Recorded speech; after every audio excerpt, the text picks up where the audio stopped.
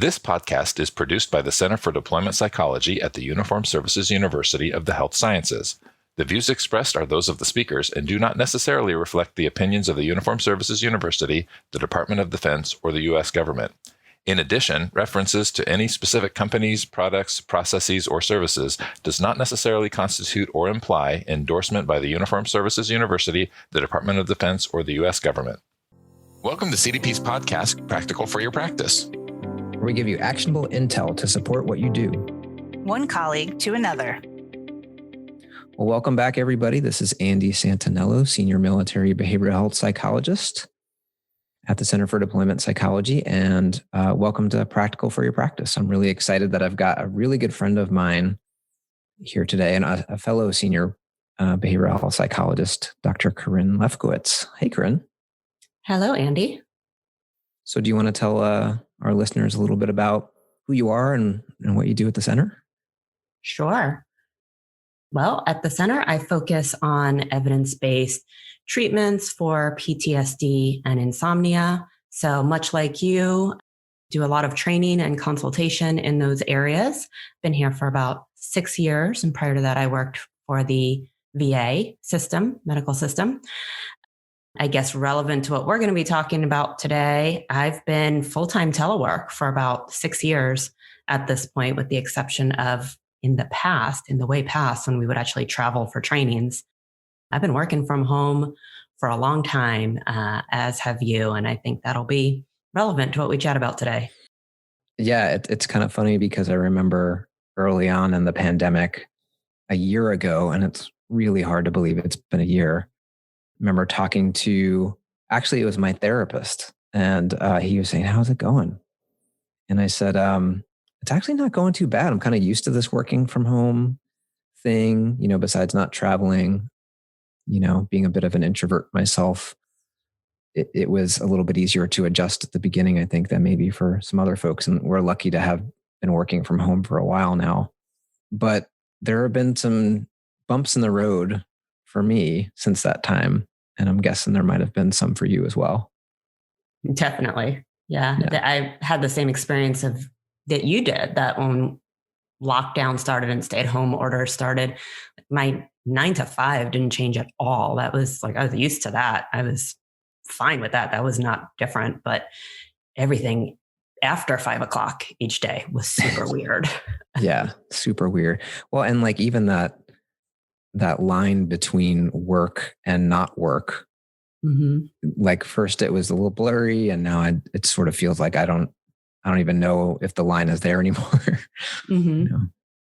So today, the topic we were going to get into a bit is practicing what we preach. You and I are both practicing psychologists, and we use evidence-based psychotherapy in our practice. And you and I are both, evidence-based psychotherapy trainers, or, CPT trainers.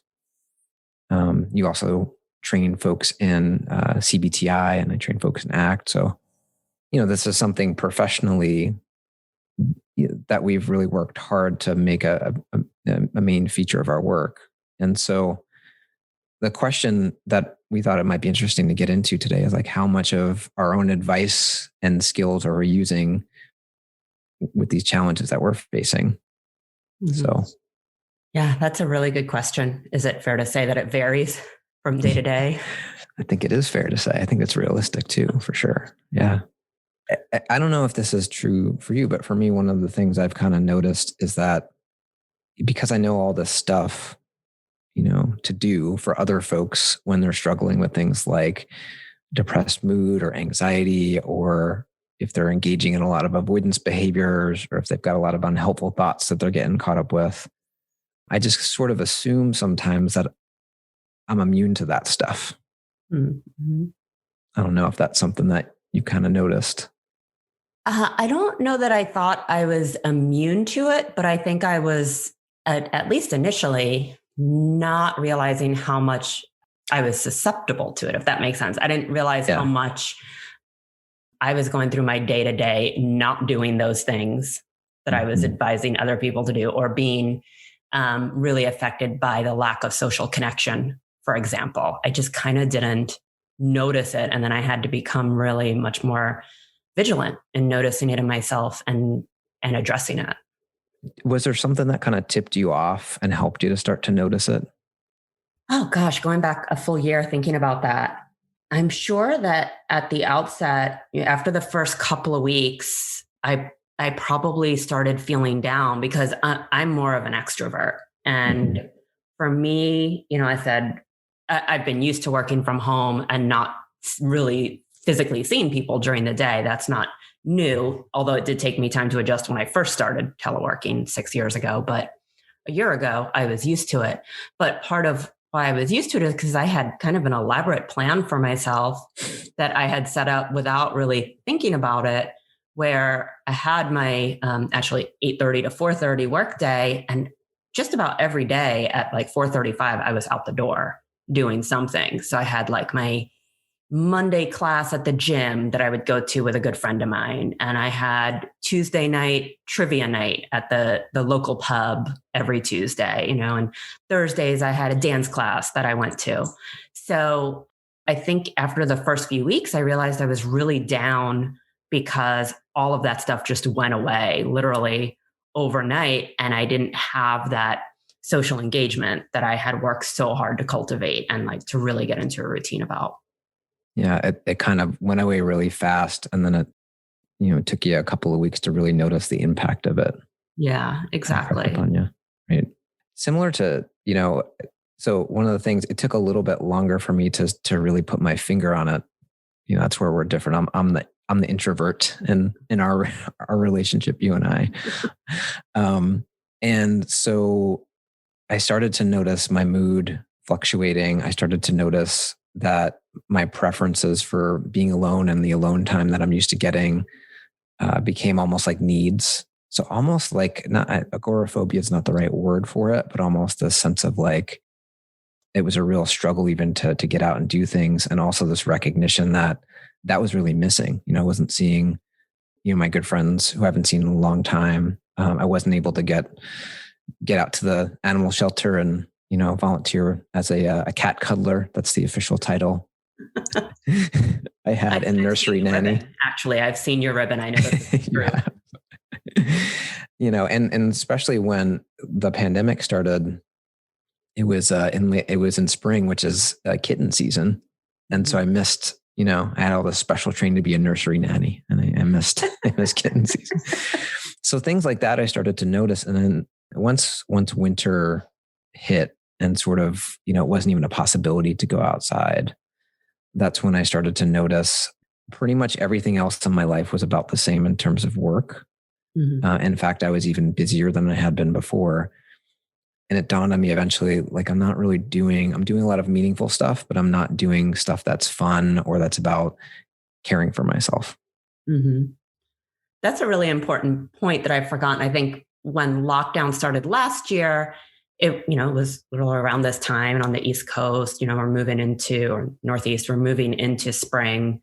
So, and then we went into summer. And so the weather was always mostly good enough that I could be outside and I could be around people. And I still felt comfortable like going for a walk with a friend if we stood far enough from each other, or going out for a run and at least getting outside. But it definitely got worse for me, come fall, come winter, when I was just locked in the house and had no opportunity to be outdoors and to be with other people. And those things, I think you start to really notice them when they're not there, mm-hmm. And with COVID and there being so many restrictions, there's sort of I don't know the best way to describe it, but it's almost like an excuse to not want or worry about those things. Mm-hmm. Because it's not possible. And then it also at the same time doesn't, really mean that you're not feeling the impact of not having those things in your life. Mm-hmm. So have you noticed that there have been strategies that you've been using, evidence-based strategies that you've used from, your clinical work that have helped you to sort of cope with all the stuff that all of us are dealing with? Definitely. And to your earlier point, I had to be really kind of thoughtful about it and applying it once I realized it was becoming an issue for me. Some of it was a lot easier than others. So like even though I lost the gym, which, I used to go to the gym 3-4 times a week. So I lost that, but I was really good. I know how important exercise is for me. That's my number one kind of stress management tool. So just like I would recommend to a client, I got into a routine.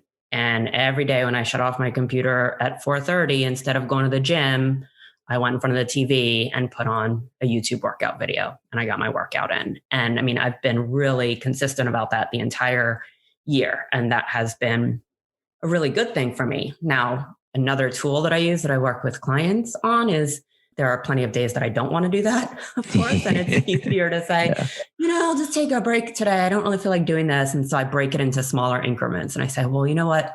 I'm just going to do it for 5 minutes. That's it. And if I want to stop at minute 6, I can. And if I feel like I'll keep going, then I'll keep going. But I only have to do 5 minutes. And honestly, to this day, there's not been a single day that I've stopped my workout at 5 minutes. So breaking things into more manageable units and seeing things as, a smaller task definitely has been something I've needed to apply. So that has been good. I don't know about you, Andy, but I heard from a lot of friends, especially early pandemic, and I won't mention any names since we have a lot of friends in common, but a lot of friends were drinking a lot more at the start of the pandemic. Like they were super bored, didn't have anything else to do. And either they were drinking alcohol or just eating more. And so I became really mindful about that. I didn't want to just eat tons of chocolate. I mean, I do want to eat tons of chocolate, but I didn't want to eat extra chocolate or drink every day just because I was bored. So really pausing and using some self-inquiry to ask, what am I feeling right now? Am I actually hungry or am I bored? And if I'm bored, let me find something to do. So those are some of the techniques that worked for me. I certainly have plenty that didn't work as well, but I'm curious what worked for you. Well, so in sort of listening to you describe all of that, there's also another, I think, really important, I guess, technique is maybe a way of thinking about it, or skill that you use in all of that, which is observation and sort of self-observation across all of the things you said. It's, I think, something as therapists we often take for granted because we're so used to focusing those observation skills outward.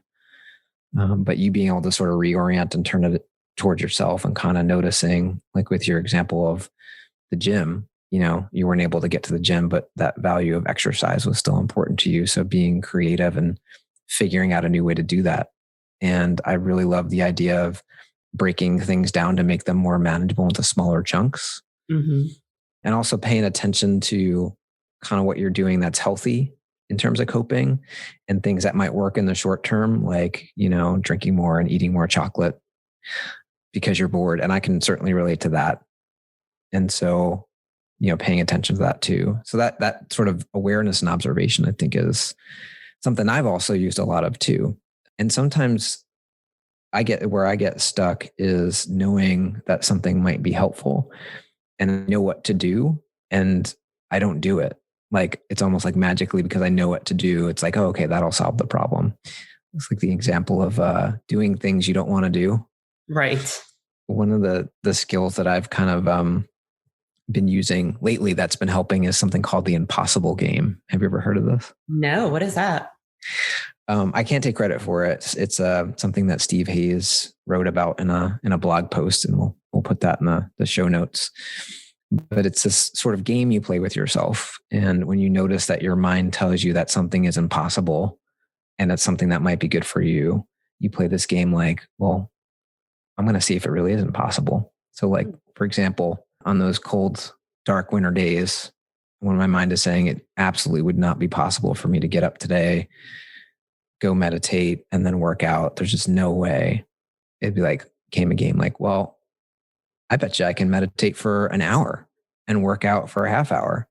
I'm going to try it, just as sort of a game to see if you can get going, which sort of takes some of the seriousness out of it. I like that. Yeah. So it's not like this, I should, or I must do this, which, we know rarely works, rarely is helpful, rarely gets us excited about doing things, but making it into a little bit of a game or a healthy, fun challenge of sorts. Right. Yeah. And if I don't manage to do the whole thing for an hour, or if I don't, like do the workout I was thinking, at least I'm getting out of bed and starting to behave, getting that sort of behavioral activation stuff going, which is really important, and something we try to get our depressed clients to do when they're not feeling motivated, is start to do stuff first, and then they get some of that momentum going versus like waiting for the motivation to show up first.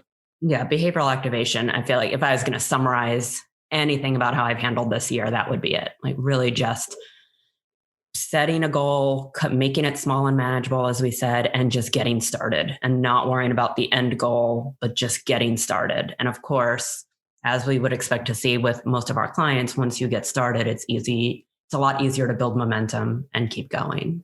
Yeah, absolutely. You mentioned there were some things that didn't work so well. I don't know if there's anything that comes to mind, or yeah, I can think of some too. I said I'm an extrovert, and I am, but I'm like the princess and the pea, and I have very specific types of social interaction that I want to do. So I like being with people. I like to be in front of people, talking with people, doing something together. I absolutely despise talking on the phone, and I really actually don't like texting much either. So thinking about how to maintain social engagement during COVID has been really hard, because I know that I feel better when I talk with people, even though it's on the phone or it's texting, and I don't love it. I feel better than not talking to them at all. But it is really hard to pick up that phone. I just hate it. And I have definitely not been as good at that as I would like to be. There have been days that I've literally said to myself, you have not spoken to a single friend, somebody outside of work all day. You need to pick up the phone and find somebody in your contacts to reach out to. It just does not come naturally to me, but it is so important for my mental health. Yeah, I think really having to maybe find some outlets that are not as familiar or comfortable, or honestly, maybe not as good. Yeah. And having to settle and sort of recalibrate, expectations and things like that. Yeah, it's a sad substitution for me, compared to being with people. But it is one of those times where I've had to accept it might be good enough for right now. That recalibration there, not to good enough versus optimal, I find as a practice that I have to continue to do, and not just in sort of my personal life, but my professional life too.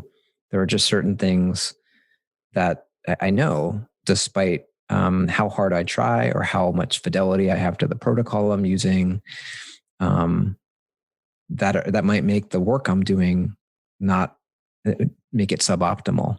Like just knowing that there's maybe a lower ceiling for our clients right now in terms of improvement based on just everything we're living through. And the technology, even though it's pretty good with telehealth, maybe something is lost, and sort of not having an in-person interaction. So one of the things I have noticed more and more that I'm leaning on is really self-compassion. And so there's a really great guided meditation by Kristin Neff. It's a self-compassion exercise for therapists. I actually know that one. Oh, you do? Have you used it? I have. I like Kristin Neff. Great. Has it been helpful? Yes, that's another area where I'm not great at doing it consistently, even though it would be healthy for me. But when I do it, it is great. But I'm sorry, I cut you off. Continue. No, I want you to cut me off. Keep doing that. No, I think, I think you're right. I've had the same experience with it. When I'm doing it, it's like, this is really helpful. And then I know it's a thing that would be helpful to do. And often I just don't do it. So it's this, process of coming back to rediscovering it and then forgetting again and coming back and rediscovering it. And right. I think that too has sort of helped me appreciate it, sort of an aspect of our client experience with all this evidence-based stuff that we're doing, especially if we've introduced something in the past to a client that's been helpful to them. They might forget it. And it's not that it hasn't been helpful, but they're stuck again. They forget to use it, or they know they should, and they don't actually follow through with it. So it's sort of been good in terms of my clinical development too, to just pay attention to that process as it happens in my own life. Mm-hmm.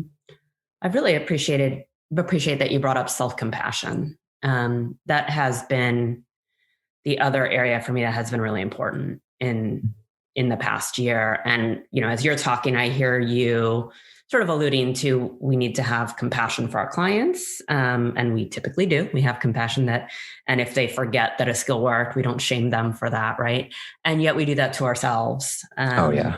Right. So we, why aren't I meditating? I should be meditating. What's wrong with me? It'll make me feel better.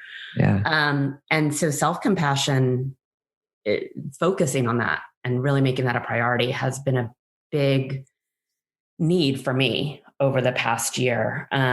Just remembering that none of us are at our ideal state. None of us have all of our resources that we usually have. All of us are feeling some level of stress. I feel very fortunate in comparison to others, right? I was already working from home. There's been no danger financially to losing my job or getting my hours cut. So in so many ways, I'm healthy. Everybody who I care about has been healthy. So I've been incredibly fortunate, way more fortunate than others. And yet it has still been really hard. And so remembering that has been really important, and reminding myself that I don't need to be perfect, either in my professional life or in my personal life. And, one thing that really I had to get over was, I don't know if you've seen this, Andy, but there have been a lot of suggestions and encouragement to use this opportunity for personal growth and to achieve more than you have before, and to use this time to do something meaningful. And that's all great and good. And it would be wonderful if we could all have some post-pandemic, growth. That's great. Also, that's nonsense, I think. I think it is okay that some days we're just struggling to get through the day or the week. We're struggling to just meet our minimum requirements. We're scared about what's going on. We're worried about family members. We're worried about whatever. It's actually okay to just kind of survive this process without extensive growth. I'm so glad that you said that. And I think psychologists and mental health practitioners in general are especially prone to those expectations about we should be excelling. As much as we try to remind ourselves that we're still human beings and we happen to be in the role of mental health professional, the tendency could be there and to think we should be using this time to excel and to grow. And you're absolutely right. And I appreciate you normalizing the fact that again, things are suboptimal right now, and it's okay to struggle. It's something I keep coming back to myself, like reminding myself, like, you're a human being. It's okay. This is hard. One of the things you said in there I thought was kind of interesting. And you mentioned that in comparison to other folks, when you kind of look at what you're struggling with versus them, you kind of notice that it maybe is harder for some other people. Do you think like that comparison, and I'm asking because I've kind of gotten stuck here. Do you think that comparison could actually be almost like a cognitive trap that we can get stuck into?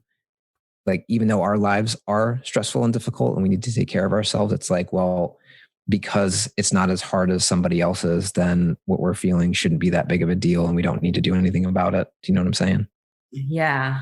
I mean, I have certainly felt like I think that I don't have a right to complain, or I don't have a right to vent about things because I am so fortunate. And it's true that I probably shouldn't be like on social media saying, woe is me, look at my hard life. I have, I'm working in pajamas just like I always have before. But at the same time, it being difficult is valid. Right. Yeah. And I would never tell a client, you're not entitled to your feelings, keep those to yourself. So why do I kind of say that to myself? Yeah, I can 100% identify with that. Mm-hmm. Yeah. And I think that's maybe even another skill, if you want to think about it, which is paying attention to those things we're telling ourselves. I mean, we talk to clients all the time about paying attention to patterns of problematic thinking, like in CPT, for example, unhelpful thoughts that lead to self-defeating behavior, and buying into that, those thoughts in the presence of a need or discomfort that you could do something about might, lead you to engage in not doing that thing that you need to do, not taking care of yourself. Right. So as we kind of wind down here, the title of this podcast is Practical for Your Practice. And so if you had to think of like one or two little bits of practical advice, if you had another colleague coming to you and saying like, I'm having trouble, I'm struggling, I need to sort of do a better job taking care of myself. Any thoughts about what you might tell that person?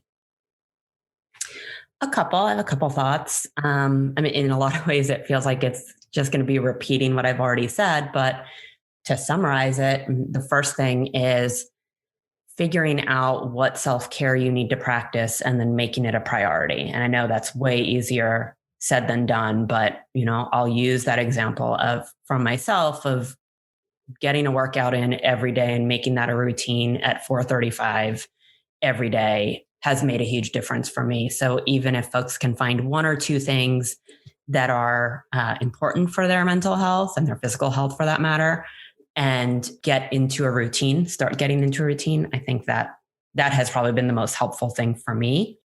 But I think even more important than that is what we were just talking about, that I would recommend that just like we tell our clients, we should also practice letting go of expectations or letting go of rules, especially externally imposed rules, like I should be growing during the pandemic, or if I'm not using this time well, then I'm failing. I think for a lot of us, there are going to be many days where being good enough is good enough. Absolutely. Great suggestions. Maybe I'll add a couple to that. I think, to sort of kind of go along with what you were saying about making it a priority to do these things, take care of yourself. Another bit of advice is to do it. Just do it, especially when you don't want to, especially when you don't think you deserve to, especially when all those unhelpful rules that you talked about show up. And maybe trying that impossible game just to, if it feels like it's heavy and a should and a have to, just seeing if you can make a game out of it. And the other common thread that I think that really flowed through our discussion today is awareness. And not only just being aware of what you're dealing with and what you're going through, but also, sort of making room to be a human being and noticing that when you are struggling, there's something to do about that. And regardless of whether or not you think you should be, or it's, it's not okay for you to struggle. Like if you're struggling, you're struggling. And so in the session and the, not session notes, that's another thing we did together a while back. Current session. We do a lot together. It's hard to keep track. In the notes for this podcast, we'll have a couple of other resources for you. One in particular I really like is early on in the pandemic, there was a bit of a self-help workbook that was free, published by New Harbinger, that came out about sort of self-care for therapists. And we'll put a link to that in the show notes. And also we mentioned Dr. Kristin Neff and some of the self-compassion exercises that she's got. So we'll put a link there too. So I want to thank you for coming to chat with me today, Carin. Thank you. It's always a pleasure to hang out and to chat about what's going on. Absolutely. All right. Well, thanks everybody. And we'll look forward to chatting with you next time. Thanks for listening to Practical for Your Practice. Please feel free to subscribe, rate, and join in on the conversation in the comments. Until next time.